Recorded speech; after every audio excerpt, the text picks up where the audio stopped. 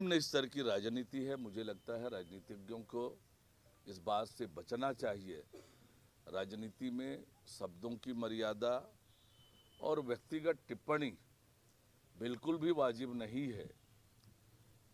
और एक पूर्व मुख्यमंत्री बार बार व्यक्तिगत रूप से मुझ पर टिप्पणी कर रहे हैं, ये अच्छी राजनीति का परिचायक नहीं है।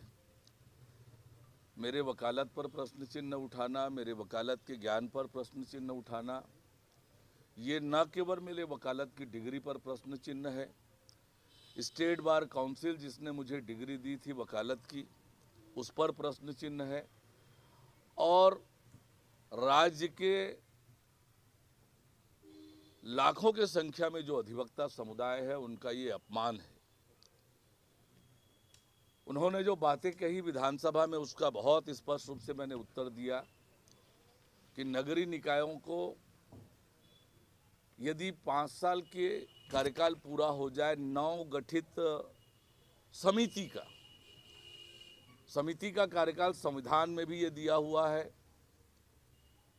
और अधिनियम में भी दिया हुआ है कि निर्वाचित जो समिति है उसका कार्यकाल प्रथम सम्मेलन की तारीख से 5 साल का होगा, उससे अधिक नहीं होगा। ये संविधान में दिया हुआ है। पर नगर पालिका अधिनियम 1961 और नगर पालिक निगम 1956 में यदि उस 5 साल के भीतर चुनाव नहीं हुआ किसी कारण से, तो निकाय कैसे चलेगा, इसकी स्पष्ट व्यवस्था उन दोनों अधिनियमों में नहीं है। पंचायत एक्ट में इसका प्रावधान है। धारा 34(3) में स्पष्ट रूप से प्रावधान है, जो मैं आपको पढ़ के सुना रहा हूं। यदि उपधारा 2 में निहित कालावधि के अवसान होने के पूर्व, यानी 5 साल का कार्यकाल पूरा होने के पूर्व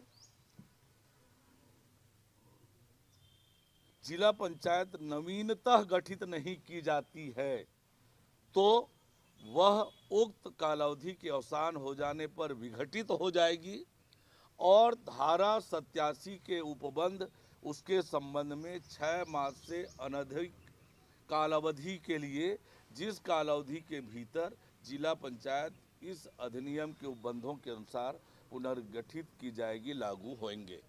यानी यदि वो 5 साल के कार्यकाल के भीतर यदि चुनाव नहीं होता है, तो आने वाले 6 महीने के लिए धारा 87 पंचायत राज अधिनियम में प्रशासक या प्रशासनिक समिति का गठन किया जाएगा और उससे पूर्व उसका चुनाव कराया जाना होगा। ये प्रावधान कारपोरेशन एक्ट और म्युनिसिपैलिटी एक्ट में नहीं था और इसलिए हमने ये प्रावधान इस बार लाया है। तो क्या भूपेश बघेल जी ये बताएंगे ये असंवैधानिक है? पंचायत एक्ट का प्रावधान असंवैधानिक है?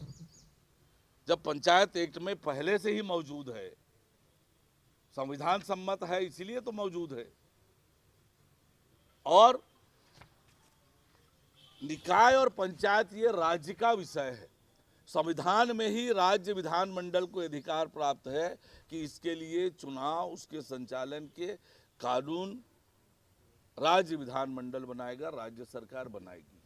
सर, लेकिन इसमें जैसे रामकुमार अग्रवाल उन पर भी जो केंद्रीय जांच एजेंसियां हैं उनके दायरे में थे, लेकिन वो तब से ही गायब चल रहे हैं। अब इस पर टीएस सिंहदेव कह रहे हैं कि वो हमारे बैकबोन थे और हमारा बैकबोन ही अब ढीला हुआ और वो गायब है सक्रिय राजनीति से, उन्हें वापस आना चाहिए ऐसा।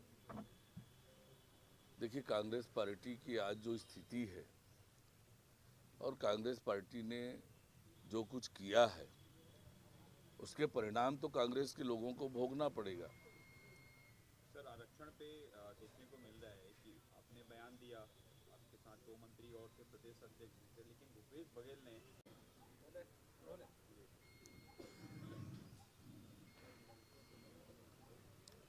जी सर, आपको कुछ विषय क्या?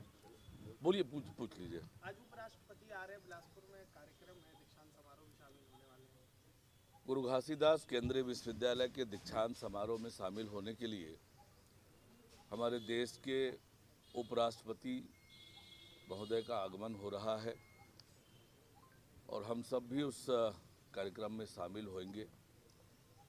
बिलासपुर का केंद्रीय विश्वविद्यालय गुरु घासीदास बाबा के नाम पर स्थापित है और हमारा वह विश्वविद्यालय लगातार नित नई ऊंचाइयों को छू रहा है, राष्ट्रीय स्तर पर अपनी पहचान बना रहा है।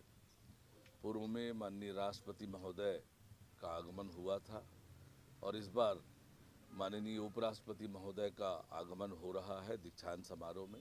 तो निश्चित रूप से विश्वविद्यालय के विद्यार्थियों में एक नई प्रेरणा और उत्साह का संचार आज होगा। सर, ये कांग्रेस में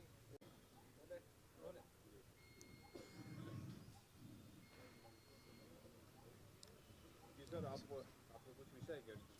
बोलिए, पूछ लीजिए। आज उपराष्ट्रपति आ रहे हैं, बिलासपुर में कार्यक्रम है, दीक्षांत समारोह में शामिल होने वाले हैं। गुरु घासीदास केंद्रीय विश्वविद्यालय के दीक्षांत समारोह में शामिल होने के लिए हमारे देश के उपराष्ट्रपति महोदय का आगमन हो रहा है और हम सब भी उस कार्यक्रम में शामिल होंगे।